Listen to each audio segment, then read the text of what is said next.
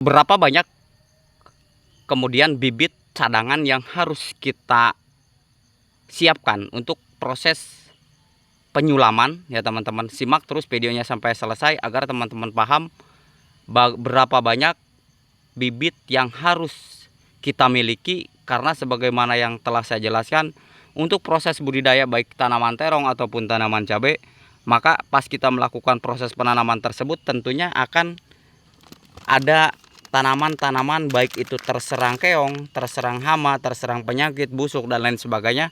Dan ke depan tentunya kita harus melakukan proses penyulaman ya teman-teman.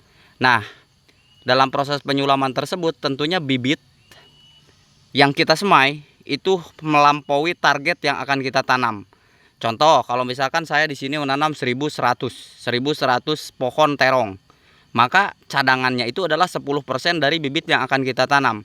Kalau 1100 berarti 10% dari 1100 itu adalah kurang lebih antara 110 ya teman-teman, 110 batang, 110 pohon. Nah, ini adalah bibit cadangan yang saya miliki ketika nanti kan kita jalan ya teman-teman.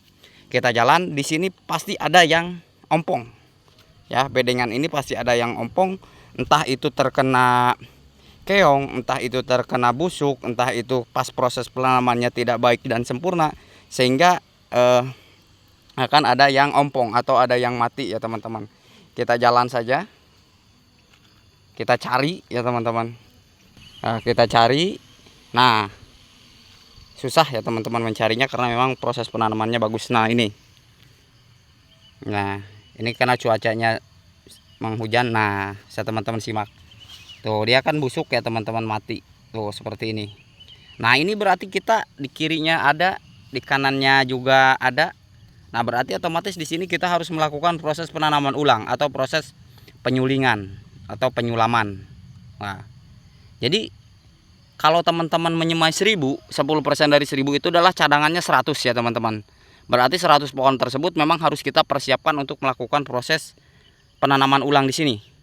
Ya teman-teman. Dan satu hal yang harus teman-teman ingat, bahwa dalam proses melakukan penyulaman itu tidak boleh lewat dari 2 minggu atau 14 hari.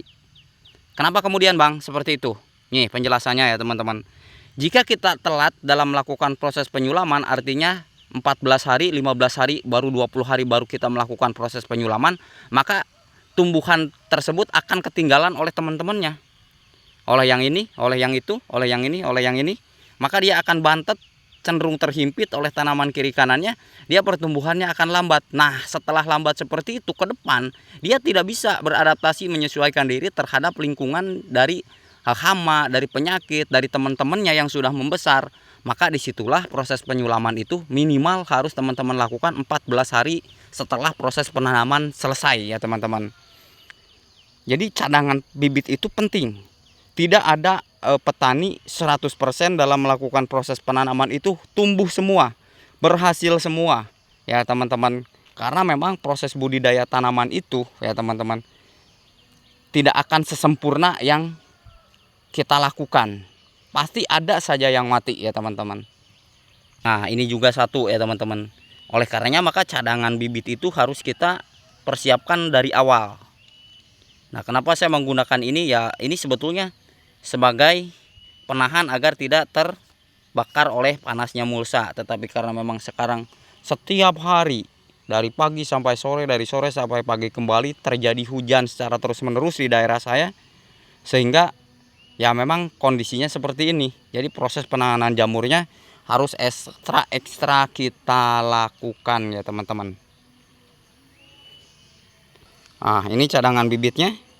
Cadangan bibit yang saya persiapkan untuk hal tersebut ya teman-teman. Jadi ini adalah, sekali lagi saya tekankan, ada masih yang bertanya, Bang, berapa tinggi bibit terong yang harus siap pindah ke lubang tanam?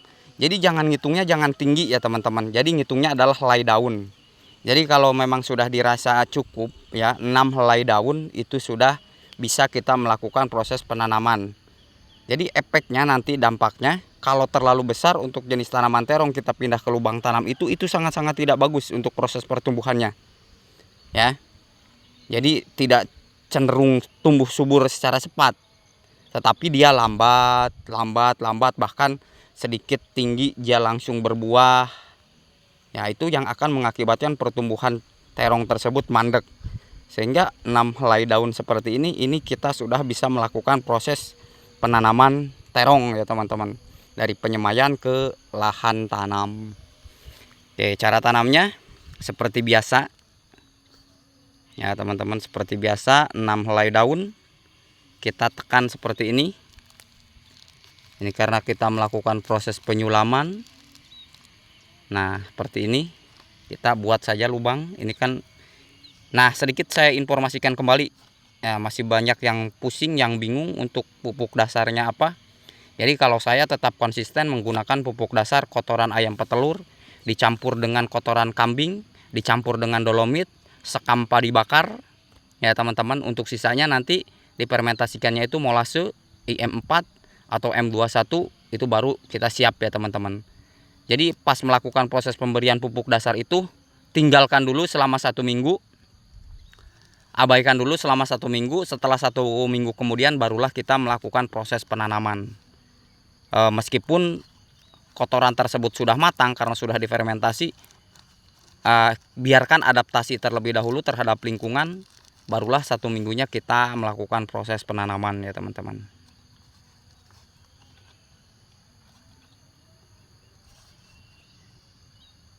Kenapa Bang beralih ke terong lalap?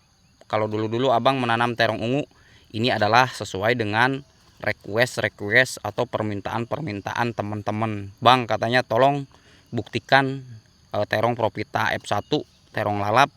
Kalau Abang menanam dan pertumbuhannya bagus, saya akan menanamnya. Nah itu, jadi semua yang saya lakukan, semua yang saya tanam adalah sesuai dengan harapan teman-teman yang ingin membuktikan proses penanaman baik cabai rawit pelita 8 F1, cabai bara F1 bara ya teman-teman. Jadi cabai bara dan bara F1 itu lokal dan hibrida. Tuh masih bingung juga katanya Bang, apa bedanya bara F1 dengan bara. Jadi kalau bara saja itu lokal, tingginya rendah, pohonnya rendah. Kalau sudah bara F1 dia sudah hibrida, buahnya sudah lebat, pohonnya sudah cenderung tinggi ya teman-teman.